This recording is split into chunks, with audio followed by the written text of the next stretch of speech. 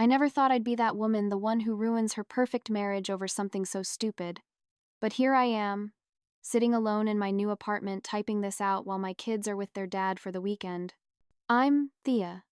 I'm 34, and in the span of one careless moment, I destroyed everything good in my life. Graham and I had been married for 11 years. We have two beautiful children, Cora, who's 8, and Finn, who's 6. We weren't rich, but we had our cozy 3-bedroom house in a good school district that we'd worked our butts off to afford. Graham coached Finn's t-ball team and never missed Cora's dance recital. He remembered birthdays, anniversaries, and even the little things, like grabbing my favorite snacks when he went grocery shopping. He was the kind of husband my friends envied, the one who still opened car doors and left little notes in my lunch bag. I used to think I was so lucky. We'd met in college, got married right after graduation, and built this life together. The early years were amazing. We traveled, we partied with friends, we were spontaneous. Then the kids came, and things changed. Don't get me wrong, I love my children more than anything, but being mom 24/7 started to feel like my only identity. Graham was still wonderful, still attentive, but I started to feel invisible. Not to him, but to the world, to myself. It started so innocently. I'd post family photos on Instagram, mostly for relatives and friends to see the kids growing up. One evening, while Graham was bathing the kids, I got a notification. A direct message from someone named Milo, commenting on a beach photo from our summer vacation. Beautiful family. You look too young to be a mom of 2. Basic, right? But I felt this little flutter reading it. I clicked on his profile. He was 28, good-looking in that effortless way, with photos of hiking trips and music festivals. His life looked so free. I should have just liked the comment and moved on. Instead, I replied with a laughing emoji and, "Flattery will get you everywhere." We started messaging daily. At first, it was casual. He'd ask about my day, I'd ask about his job in graphic design. But quickly, it became the highlight of my day. I'd find myself checking my phone constantly, making excuses to step away when Graham was around. Work email, I'd say, or just checking on Cora's school schedule. The lies came so easily. Graham noticed something was different. He'd ask if I was okay, say I seemed distracted. He started planning more date nights, bringing home flowers for no reason. The more he tried, the guiltier I felt, and perversely, the more I turned to Milo. With Graham, I had responsibility and history. With Milo, I had excitement and novelty. He made me feel young again, desirable in a way that had nothing to do with being a good mom or wife. After a few weeks of intense messaging, Milo suggested meeting for coffee. I told myself it was harmless, just friends getting together. I lied to Graham about having a lunch meeting for work. The moment I saw Milo in person, something shifted. He was even more charming face to face, listening intently as I talked, leaning in slightly when I spoke. When our hands touched reaching for the sugar, I felt an electricity I hadn't experienced in years. That coffee led to another meeting the following week, then lunch, then a walk in the park. Each time, the boundaries blurred further. The first kiss happened in his car. I told myself it would just be this once, to get it out of my system. I'd go home to Graham and recommit to my marriage, but instead, I found myself inventing more elaborate lies to see Milo. I joined a gym I never went to. I had girls' nights with friends Graham never met. I stayed late at work when I actually left early. All the while, Graham remained the perfect husband. He'd have dinner waiting when I got home from my gym sessions. He'd take the kids out on Saturday mornings so I could sleep in, when really I was texting Milo. One evening, he surprised me with tickets to a concert I'd mentioned wanting to see months ago. As we enjoyed the music, his arm around me protectively, I checked my phone whenever he went to get drinks, messaging Milo about how bored I was. I became a master of compartmentalization. Graham and the kids were my real life, stable, loving, permanent. Milo was my fantasy, exciting, validating, temporary. Or so I told myself. But the lines started blurring. I found myself comparing them constantly. Graham's dad jokes that once made me laugh now seemed lame compared to Milo's sharp wit. Graham's reliable sedan suddenly looked pathetic next to Milo's sportier car. Graham's familiar touch, once comforting, now felt routine compared to the adrenaline rush of Milo's forbidden caress. The worst part? Graham tried even harder as he sensed me pulling away. He'd ask what was wrong, how he could help, what he could do better. His genuine concern made me feel like a monster, so I'd overcompensate with forced enthusiasm, which only made me feel more fraudulent. Meanwhile, the kids noticed too. "Mommy, why are you always on your phone?" Cora asked once, making my stomach twist with shame. I told myself I would end it with Milo. Tomorrow, next week. After this one last time. But each meeting intensified my addiction to how he made me feel. I wasn't just cheating on Graham, I was cheating on myself, becoming someone I never thought I'd be. Selfish, deceitful, reckless. Yet somehow I kept convincing myself that what Graham didn't know wouldn't hurt him. That I deserved this excitement, that I could keep my perfect family and have my thrilling secret too. Our emotional messaging wasn't enough for Milo anymore. "I need to see you," he texted one afternoon while I was folding laundry. Not just for coffee. I knew exactly what he meant, and despite the alarm bells in my head, I felt a rush of excitement I couldn't ignore. We set up a meeting at a hotel in the next town over, where nobody would recognize us. I told Graham I was having dinner with college friends who were passing through town. The first time in that hotel room crossed every physical boundary I'd promised myself I'd never break. I'd been faithful to Graham for 11 years, and in one afternoon, that was gone. What shocked me most wasn't the guilt I felt afterward. It was the lack of it. Instead, I felt alive, desired, like I'd reclaimed a part of myself that had been dormant for years. Milo made me feel things Graham hadn't in a long time, or maybe things I hadn't let myself feel with Graham because I was too busy being a mom and managing our household. That first hotel meeting turned into a regular thing. Every couple of weeks, I'd create an elaborate excuse. A work event, shopping with friends, a self-care day, at the spa. Graham never questioned me. He trusted me completely, which made sneaking around even easier. Even when I'd come home late, he'd just ask if I had a good time, then tell me he'd saved me dinner. His thoughtfulness made my betrayal worse, but somehow, I kept compartmentalizing. Milo and I got reckless. We stopped using protection because he said it felt better, and the danger of it thrilled me. "I want to feel all of you," he'd say, and like an idiot, I'd agree. He'd finish inside me, and instead of panicking about the consequences, I'd feel some twisted intimacy in the risk we were taking together. It was like I was living in some alternate reality where consequences didn't exist. Our physical relationship intensified, our emotional connection, at least for me. We'd lie in bed after, talking about places we'd travel together, what our life could be like if things were different. He'd say it, not quite promising anything, but dangling possibilities. We'd go to Barcelona, stay up all night at those clubs you mentioned. I ate it up, imagining this fantasy future while ignoring the reality that he never actually suggested I leave Graham, just vague, some days, and what ifs. At home, Graham remained steady, reliable, everything I'd once wanted. He planned movie nights with the kids, remembered to schedule the plumber when our sink was leaking, brought me coffee in bed on weekends. Meanwhile, I was living for the rush of my secret messages with Milo, constantly checking my phone, creating a password Graham didn't know, turning it face down when he was nearby. I became paranoid, jumpy, sure that any moment I'd be caught, yet unable to stop. My closest friend, Darcy, noticed the changes in me. "You seem different lately," she said over lunch one day. "Is everything okay with you and Graham?" I brushed it off with a laugh that sounded fake even to me. "We're fine, just busy with the kids."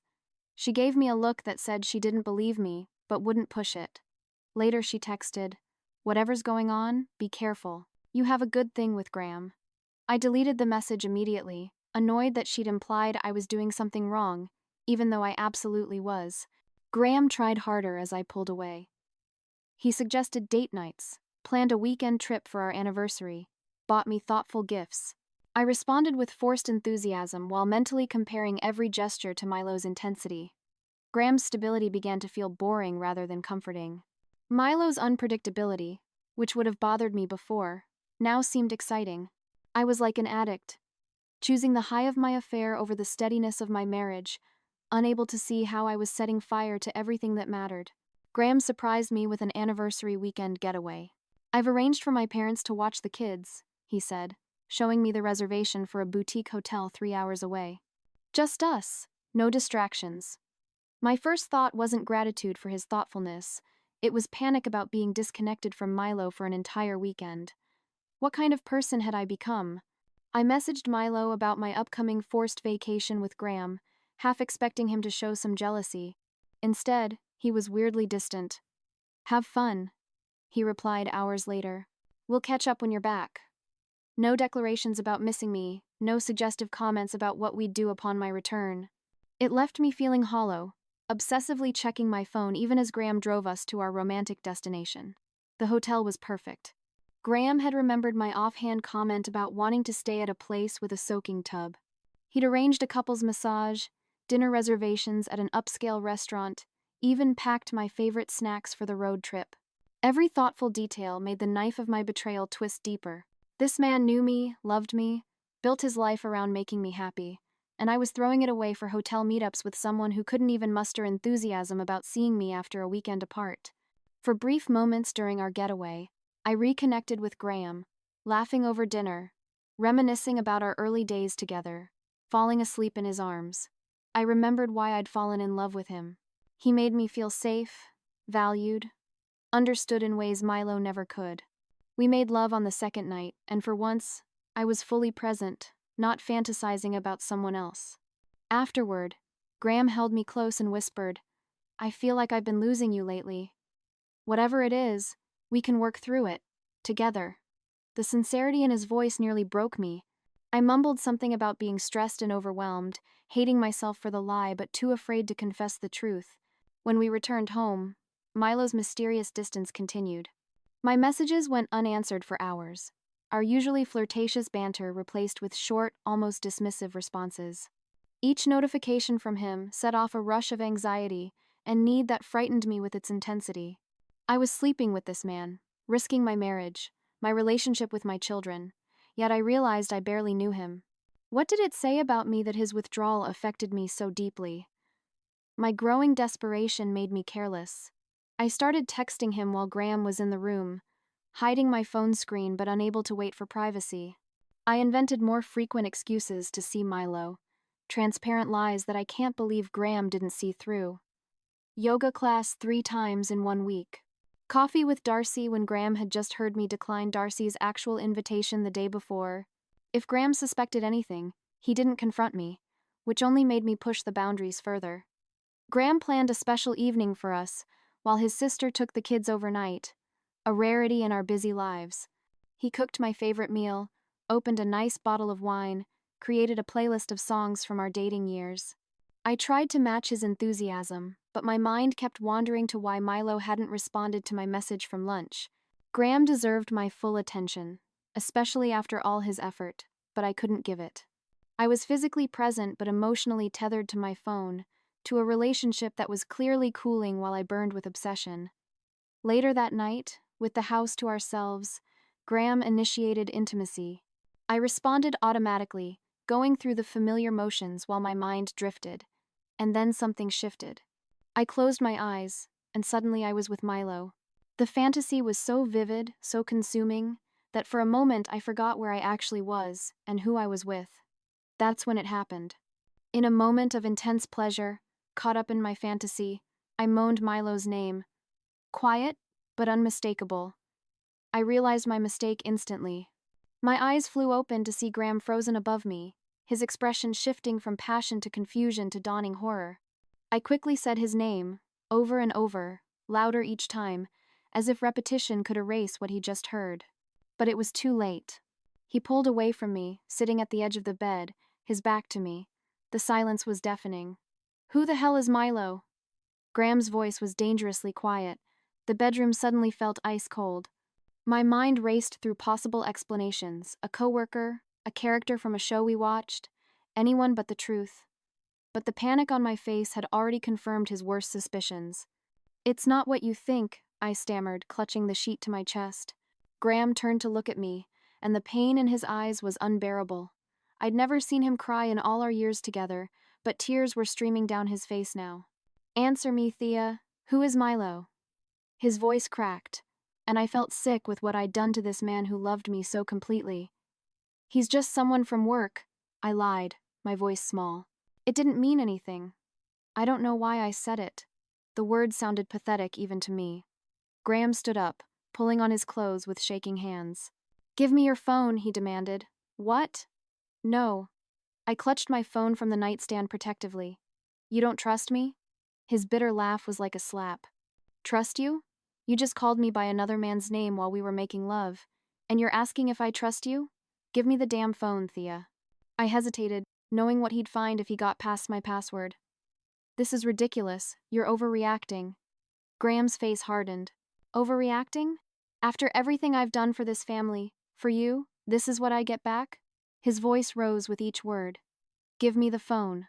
I reluctantly handed it over, but that didn't unlock it. He looked at the locked screen, then back at me, his expression a mixture of disgust and disappointment. Unlock it, he said.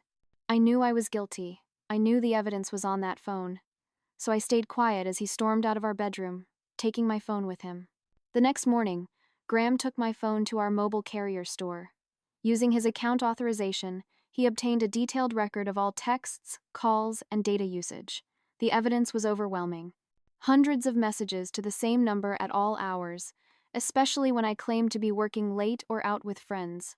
Hotel confirmations. Location data showing me nowhere near where I claimed to be. When Graham returned, he silently placed the printed records on the table and asked me one more time to tell the truth. I broke down, admitting to the affair but insisting it was just physical and meant nothing. Lies to protect myself from admitting my emotional investment. Graham asked how long it had been happening and if we used protection. My hesitation before answering told him everything he needed to know. His face hardened as he processed the full betrayal, not just the infidelity, but the reckless endangerment of his health. He packed a bag, called his brother to arrange staying with him, and told me he'd be in touch about the children and divorce proceedings. 2 weeks into the separation, I began noticing troubling symptoms. My visit to the doctor confirmed my worst fear, an STI. When I called Graham with this news, his cold silence before hanging up was devastating. This final betrayal, endangering not just his emotional well-being but his physical health, became the breaking point for everyone in our lives. Graham's attorney used this as further ammunition in court. I became a pariah in our social circle, with former friends refusing to let their children have playdates with mine. Meanwhile, Milo completely ghosted me after I texted him about the STI. He even requested a transfer to another branch, effectively removing himself from my life without so much as a goodbye. 3 months later, here I sit in my small 2-bedroom apartment. Graham has primary custody of the children, with me getting them on weekends and some weeknights. Our judge was unsympathetic to my situation, especially after the STI disclosure. Graham's lawyer painted him as the devoted father betrayed by his reckless wife, while I was characterized as selfish and unstable. It wasn't far from the truth. My phone buzzes with a text from Graham. Taking kids to pizza and a movie tonight. Cora asked if you could find her blue sweater for school Monday. Such is the extent of our communication now. Practical details about the children, nothing more. No, how are you, or hope you're doing well. Those niceties died the night I said another man's name in our bed. I've lost more than my marriage. Friends have drifted away, uncomfortable with the messy reality of what I've done. My parents, who adored Graham, barely disguise their disappointment. My sister keeps our conversations focused on her kids, never asking about my well-being. At work, I requested a department transfer to avoid the whispers and knowing glances. Last week, I took the kids to their favorite restaurant for dinner. As we were finishing our meal, Graham walked in with a group of friends. The moment our eyes met across the room, I felt it. The absolute absence of any warmth or connection. There was no anger anymore, not even hurt. Just nothing. He nodded politely, spoke briefly to the kids, and continued to his table. That indifference hurt more than his fury ever had. The most devastating part of all this? Graham was everything I claimed to want in a partner. Attentive, loyal, hardworking, a wonderful father. He planned date nights and remembered anniversaries. He supported my career and shared household responsibilities. He loved me unconditionally until I gave him every reason not to. I threw it all away for someone who saw me as disposable, as nothing more than an exciting diversion from his ordinary life. I tell myself it wasn't entirely my fault. Milo manipulated me. Marriage is hard. I was feeling invisible, taken for granted. But these excuses ring hollow, even to my own ears. The truth is simpler and harder to face. I made a series of selfish choices. I prioritized my desires over my family's well-being. I lied repeatedly to the person who trusted me most. I risked my husband's health without a second thought. If I hadn't said Milo's name that night, would I still be living my perfect life? Would I have eventually ended the affair, recommitted to my marriage, and carried my secret to the grave? Or would the truth have emerged eventually, in some other careless moment? I'll never know. All I know is that I'm paying the price now, a lifelong sentence of regret for one moment of thoughtless pleasure. But here's the ugly truth, the one I can admit only to myself in the darkest hours of the night. I don't regret the affair because it was wrong. I regret it because I got caught. I don't miss Graham because I truly loved him. I miss the life and the status he provided. If I could go back and change anything, it wouldn't be the affair itself, just my carelessness in keeping it secret. That's the truth. The woman everyone now sees me as selfish, reckless, untrustworthy, that's exactly who I am. And now I have to live with the consequences of being seen, truly seen, for who I've always been.